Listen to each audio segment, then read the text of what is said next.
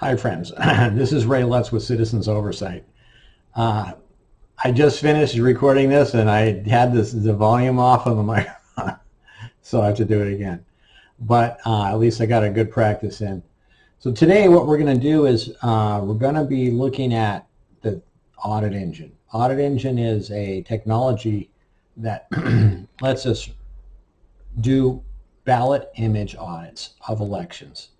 Something that we critically need right now is a way to really get down to the very fine-tooth detail of an election from an independent standpoint, not relying upon the election officials to tell us it was okay, and do our own check on the election.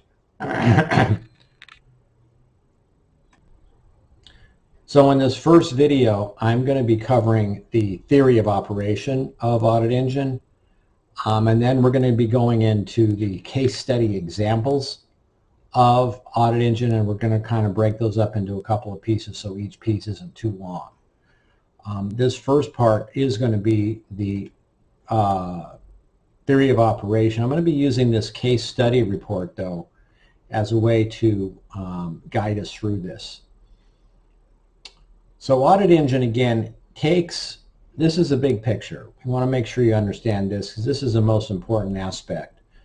We have voters with pens, male and female. This guy has a tie. I guess females wear ties now too. So assume that's a generic, non-genderized person. And then paper ballots.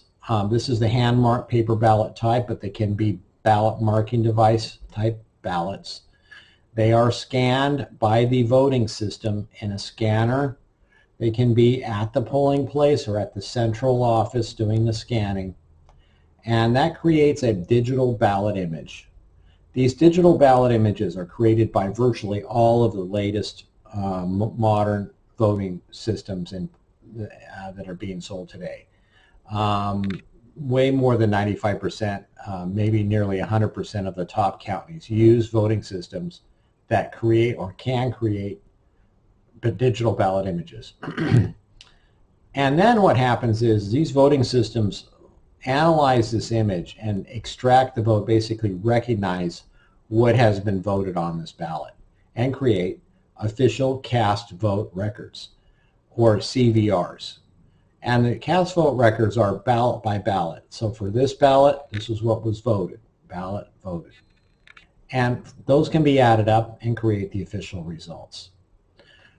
This is what they're doing now, and sometimes what they'll do is they'll go back and they'll retally, hand tally some of the paper ballots and compare that to the official results. What we want to do is get, as early as possible in the process, the digital representation of this ballot, and then compare that to the official results ourselves. What we do there is we get an upload of all the digital ballot images to Audit Engine, which runs in the cloud. After we get those, we do a style analysis. We'll be talking about style later, but it comes down to where are the bubbles on the ballots and what do they mean. And we do the vote extraction. And we get our own audit cast vote records, and then we can compare them ballot by ballot to what the voting system prepared, creating a discrepancy report. And we can also do adjudications and other things here to get it down to really, really close to the result. But we find that our system does a better job of evaluating voter intent by about 97% compared to the voting system in some, small samples that we have done, and I'll show you those later. That's the big picture. Very, very simple. This is not a statistical analysis. This is not sampling. We look at all of the ballots images. We do all of the contests. We compare all of the records. We make a discrepancy report down to the ballot. So there's a lot to say here about when you compare this with other schemes for checking the election that use sampling or other statistical methods that incorporate a certain amount of error, that we don't have that error incorporated here at all.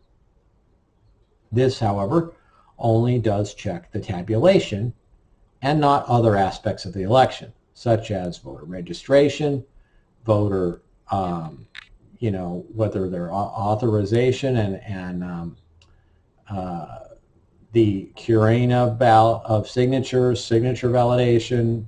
None of those things are covered by this. This is just the tabulation. But it's a very, very good, robust check of the tabulation. Now, any kind of an audit is, the concept of audit is a historical review of records. And essentially all you can say is that the records are consistent or not consistent.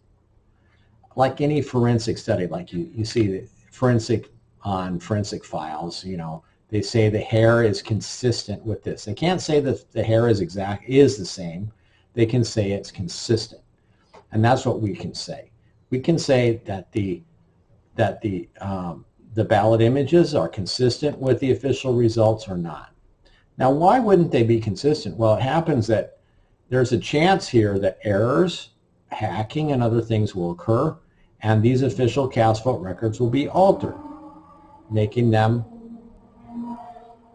perhaps what someone wants them to say, but now no longer reflecting what was on the ballots and on the ballot images. And then we would catch that, all right? Now, we found that we're within 0.23% or 0.078%, so less than 0.1%. This is less than 1%,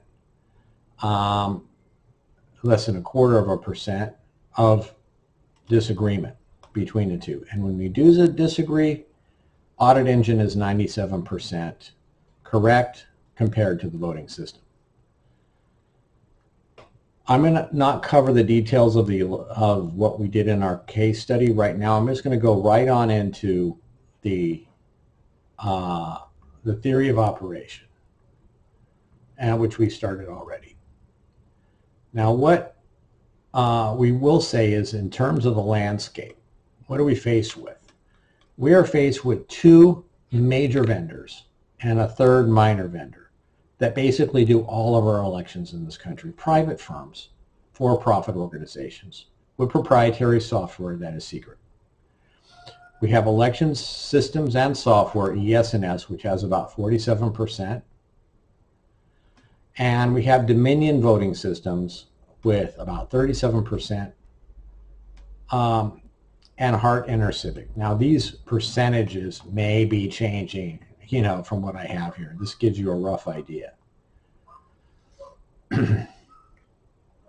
Our system is mainly concerned with hand-marked paper ballots, but we can do ballot image or ballot marking device ballots as well. And we do that by doing optical character recognition of the actual written portion. And I'll show you that a bit later. So what is the process? How does it work? Well, we have to get the input data. We have to get the ballot image data from either the county or whoever has custody of it. And preferably cast vote record files or CVR files. These are what we like to have is, if you will, a record for every single ballot that was processed by the voting system and their result for that ballot. We first go through a pre-check, which checks the inventory of ballot images and compares it with the total number of ballots cast. So we first do a big inventory.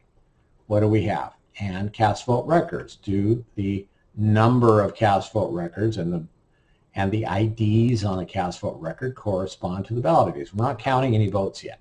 All we're doing is totaling up numbers. And this is actually the place where we find lately we've had the most issues with, because, and we'll get into that later. But this is a really, seems like simple point that isn't really that important, but it turns out to be very, very important. Now, if we don't have the CVR files, then we have to get some of the metadata about those ballots. Each ballot may have, say, a precinct, a group that it's in, has all these different metadata information, the style of it, which contests are included. All of that will need to be actually, if we have the CVR, we can pull it directly from the CVR and not have to go and study the ballot images. Otherwise, we have to go through a pre-process where we have to review all of the ballot images, look at each one, not decode the vote, just look at the boundary and decide what kind of styles do we have. Now, I want to stop right here to say that there's a big difference between what this system is with citizens oversight and what, say, a firm like Clear Ballot is offering. They go in with the blessing of the county, work with the county, is paid for the county, and they do an audit that is before certification. So it isn't really a historical review of what someone has said is the certified result. What they're doing is helping that official to make corrections so that they can fix their process. It is not really an audit. It is a concurrent tabulation that may help them with their results. The only way you can get an audit out of that is to have independency and do it without the ability for them to correct anything, because then you're doing a historical review. Now, we kind of don't like it that way because we want to be able to have it pre-certification so that we can actually change the outcome of the election without having to have a revote, new election, or the thing completely redone. But just to say, those are not really audits if it's not a historical review. And also the fact that we work independently and not right with the county, although we're entertaining doing that as well. So the next step after pre-processing and generating basically this inventory is to derive templates of styles. And we kind of have to do an analysis here after this point to decide how we're going to do the style analysis. And this takes a little bit of it's sort of a black art, not black art, but sort of an art rather than a science in terms of how to address these things. Actually, it is a science. There are certain things that you can do to figure out which way you should go. We'll get into that after a few minutes in terms of when we start talking about different styles. In any case, roughly speaking, just so we have something to talk about, the style itself has to do with what contests are on the ballot and where are they. That's really what it comes down to. There are different factors that influence the answer to that question, but it comes down to where are the bubbles and what do they mean. Once we know that, then we can proceed with the extraction. But the first step is get an idea of the different styles that are identified by the voting system so that we know which ones we need to handle. Then the next step is mapping. So we map the targets, meaning we link each one of those targets, the location, to what the contest is and what the option is.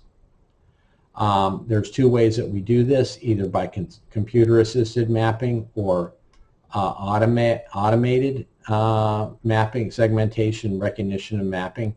And we find that the computer-assisted mapping is actually now easier and requires, believe it or not, less manual input than the so-called fully automated. So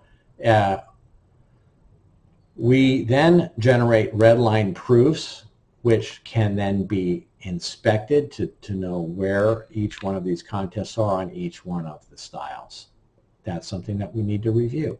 So it's better if we have fewer styles that have to be reviewed to make sure that they're correct. Then the next step is vote extraction, is what we call it, where we actually look at all of the ballots and we look at the style designation, so we know what style it is, we know where to look for the bubbles, and we know what they mean. And then we can extract those. Audit Engine is somewhat unique because it runs in the cloud. We use up to 10,000 virtual computers in parallel to reduce the overall time.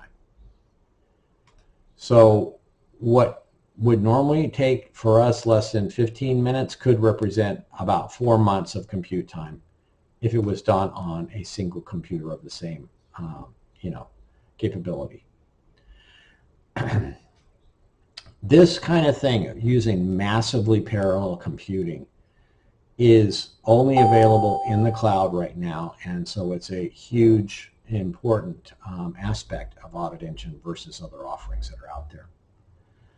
After we do the extraction, we get a report, which is a review of the extraction process itself in terms of the resources required and the number of marks extracted, but not actually totals for any of the contests. That comes in with the summary results report, which actually totals up those the evaluation of marks and gives you the grand totals for the contests, which is not as important for us as the next step, which is the discrepancy report, where we go in then and compare our internally generated cast vote record with the cast vote record generated by the voting system. And we do that on a ballot by ballot basis. So we look at every single ballot and we see what is the difference. This is a really powerful way to do this because we can get in and see, okay, these match in terms of the evaluation. Those are not an issue, but where is the issue? It's the ones where we differ with the voting system. So that is the whole process. There's an inventory, there's getting the data, there's doing an inventory, there's mapping, there's getting templates and then mapping, there's extraction, there's a report, and there's a discrepancy report. And then, I didn't include it in the list, there could be adjudication to resolve these discrepancies and then further determine what the official result should be. We don't necessarily have to do this, that adjudication, because the result is already over, so it's already determined. What we're doing is checking it. So we want to know are the discrepancies large enough to potentially shift anything, combined with any failed ballots that were not processed, to see, okay, could that possibly change the outcome? And if it can't possibly change the outcome, then it doesn't really help us to go through the adjudication. However, if it could, then we would need to go through a ballot by ballot adjudication, resolve each thing down to the ballot in order to determine who the winner was. All right. Now, quickly then, I'm not going to cover all this that's in the file, but there are ballot images and there's ways to get those, and this covers this in this section. We take the ballot images directly from the voting system vendor and use the ones that were originally created. And there's good reasons for that versus to make our own scans. We're actually looking back at what the voting system created and some of the possible defects that it might have. Now, the cast vote record files are optional, but it's very much important that we get these. And these should be detailed down to the ballot so we can make a ballot by ballot comparison. It's really not feasible to do it. If we get a precinct by precinct comparison, yeah, that's possible. We might be able to hone in on something, but it's not detailed enough really to get down to ballot. The cast vote record files vary a little bit for vendors. There are some standards that are starting to come out, but they're really not adopted yet. And there are some issues that maybe I shouldn't talk about now, with regard to getting these in Florida. They're available from a lot of districts. In Florida, ballot images are considered public records that are accessible by the public. And that's really if they make them. So there have been some lawsuits about that. There's a couple of other configuration files. I'm not going to get into that here. So ballot styles, let's talk about that quickly so you understand it. These styles basically amount to why.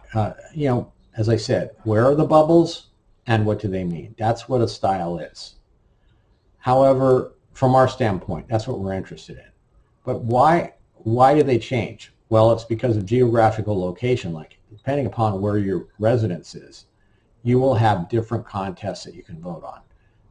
You'll have a mayor, perhaps a water board, hospital board, different congressional district, etc. All of these different districts overlap in a very complex way, so that it turns out there's many, many different styles. Sometimes at least in the dozens, very frequently in the hundreds, and often in the thousands or 10,000s. So sometimes they overdo it on the number of styles, I have to say that, but that's what it comes down to. But the most important thing is where you live, okay? And the second most important thing, I think, is language. Those two things are definitely going to affect it. Depending upon what kind of election it is, party affiliation, like if you're in a different party, that's only in the primary. So if you have a primary, you may not be allowed to vote on certain contests, and then the ballot will be different for you. There are different sheets. Many times for hand-marked paper ballots, there'll be a number of sheets, sheet 1, sheet 2. Each one has a front and a back, but the sheets themselves will be separated by the election office and processed separately, so each one has a separate style. They generally don't try to keep them together. Another issue that is in some cases, but not in Florida, is option rotation. Sometimes there is a random allocation of which option is first, second, third, and then there's a rotation or shuffling of those options for different styles. And then, of course, there are precincts and groups that are sometimes designated on these ballots, but essentially those just tend to cut up the styles a little bit more than necessary. So let's say you have two precincts next to each other. They may have exactly the same ballots, but if now you start labeling them and you say precinct 10 and this is precinct 11, now the ballot looks different, and it is different from that standpoint, even though all of the bubbles are in the same place and are exactly the same. So if it's possible to reduce that aspect so that we have fewer different styles, I would suggest to the election officials, please do that. Now, there's also sometimes, whether it's early voting, vote by mail, or other kinds of groups, and so those also sometimes are designated on the ballot, but don't impact what's on it. Of course, we have a difference between marking device ballots and hand-marked paper ballots if they use a type of voting machine that makes different style ballots. But those are very big differences right there. If your ballot marking device creates a ballot that looks just like a hand-marked paper ballot, then we don't have any different category there. It makes it a little easier to handle. Now, styles are designated on the ballots using an encoded numbering scheme in the either on the side or the bottom of the ballot, and then we try to read that, or we do read that, and then use that to determine either directly what the style is or indirectly. Sometimes it can be determined by just reading that number and this is the style number. Sometimes you take that number, you have to go through another conversion to figure out what it is. This is very complex. So try to make this as simple as possible, I'm saying, to the election officials, so that, and if possible, make it a direct numbering thing, so that number that's on the ballot, which we call the card code, is exactly what the style number would be. Okay, so in our methodology, we go through this mapping process that I mentioned, and this uses now, instead of a fully automated system, we use this semi-automated system. And let me try to kind of blow up this image a little bit here, if possible. Sometimes it is counterproductive when I do this. Okay, there, it's a little bit bigger. All right, so this would be a browser-based application, and we would get to the point of generating our templates and then go into a mode of interactive mapping. And the interactive mapping, you would then select one of the styles. You would come over here and select one of the options a contest and then one of the options of that contest, and you would place it on the ballot, and it would click into place based on the snapping coordinates that it could snap to. They are generally snapped to these timing marks along the top and along the side. Those determine where the bubble could possibly be. And then in Florida, they're always in order, so you just can click through these pretty rapidly. In other places, they may be shuffled, and then you'd have to really be cognizant of the order. We also include, if it's a yes-no contest, we put in the title here so we can determine, we can make sure that we're getting the yes and no to the proper contest, because yes and no always looks the same. When you're done with each style, we can check it off at verification that we're done with it. And then sometimes we will copy and then paste to the rest, which pastes the same page to all of the first page or to the second page, whichever one it is. And then we can go in and edit just those. The way our algorithm works, if the contest does not exist on that page due to the information that we have, then it won't add the contest to nowhere. But sometimes they're moved around a little bit, so then you'd have to adjust those. So it can be a process that can go fairly quickly, or if there's many contest styles that are different, it'll just take more time. In this mode versus the automatic mapping, we really don't have any concern that this won't ever work. This will always work. It may just take more time. And then the nice thing about doing it in this semi-manual method is we are checking it as we do it to see that these are matched up. If you do it the fully automated way, you still have to check it, every single one. This way, once you put these on and you check it off, it's pretty much going to be correct. But there is one more check over before we actually use it, after we get through this step. And that is not shown here, but there's a red line proof view. So once we get done, we have a review of red line proofs that occurs.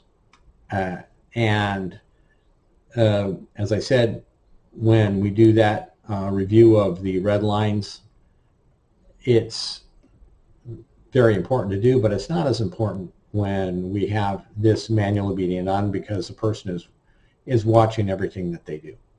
And there's some checks here too that we have where it actually kind of checks to see if there's correspondence between this name and the one on the ballot when it has that information.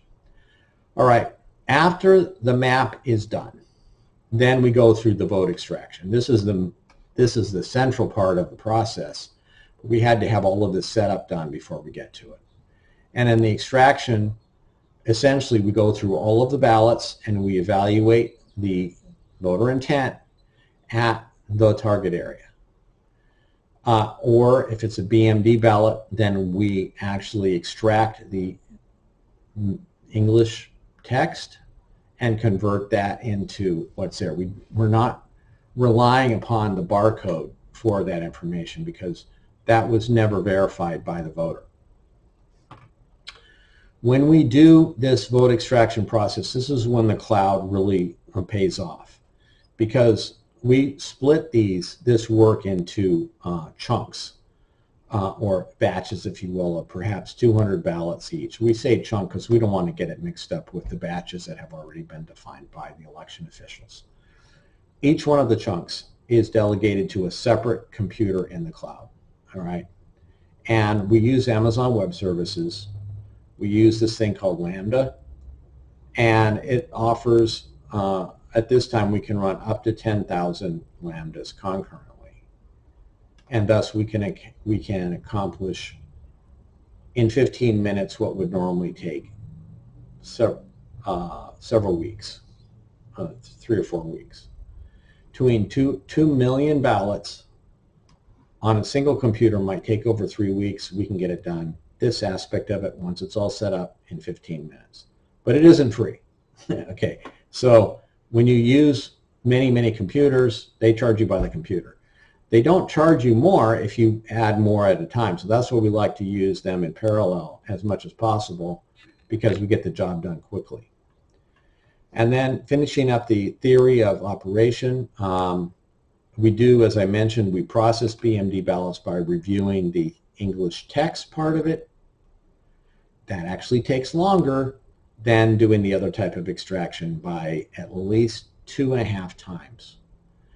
It's much faster to read the QR code, but it is not, we think, a valid auditing approach to read the QR code.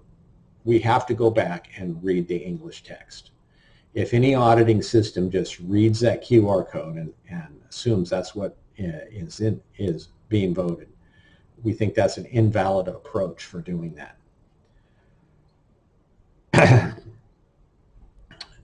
Then we get an outcome report, which basically totals up the votes for each of the candidates. You could compare that at a high level with the outcome report from the county. But we go a little bit further. We have what we call the cast vote record, or Cvr comparison. And that's where we compare ballot to ballot, contest to contest, mark to mark, and see if they compare. Now, if the voting system is working well, and if we're working well, then they will compare exactly, or one may do a better job. It turns out we do a better job by, in those places where we disagree, by about 97% for the ones, and I'll show you that later. So the compare CVR, CMP, CVR process actually gets also split up amongst the lambdas, not quite so much, in order to get that done quickly. And then there's a discrepancy report, which can then be viewed down. There's several different types of disagreements. And again, we use the word disagreement because we just disagree with the voting system. We have to find out who is right about each one of these. Maybe both wrong. Maybe can't be both right. Okay. So the two categories are basically voter intent interpretation. As I said, we do a really good job of doing that if that's all we're doing. But if they're stretched or deformed ballots, we have to look at these in more detail. This happens quite a bit with older machines, and so that's going to take a little bit more time if we actually have to get down to the ballot. We're going to have to review those by hand to make sure that it's being extracted correctly, even though we may be able to add some automated methodology for that. We still kind of want to review and know that there are these. And here's an example of one where the top should be the same height as these other blocks, and these are about 5 times longer. What happens here is that the ballot jams into the system just temporarily, and then the scanner keeps scanning the same line over and over and over, and then it makes the image look like it's stretched. Paper didn't get stretched, by the way, just the image. And as I mentioned, that we do have adjudicator app where we can go through and look at each one of the discrepancies and decide which one we like, or vote it ourselves, or look at the entire ballot and see what is correct. And we can also review all of the ballots in this application. We can look at them all. And that is the basic overview. Now, you will see in the subsequent parts of this video that we do a very good job of our accuracy, and that we find that we agree with the voting system most of the time, but the times that we disagree, we're mostly right by 97% of the time. So our accuracy is much higher than voting systems, even though we are sometimes wrong too. But we know it when we are. We have that disagreement when we know it. But we may both agree incorrectly. That can happen. There can be happening that the voting system under analysis is making one determination, and the auditing system may make the same mistake, and then we would never know. But the fact that you will see that we can get down to just little teeny tiny marks and have a little bit of a difference there gives you the real confidence that we are going to be doing the evaluation correctly.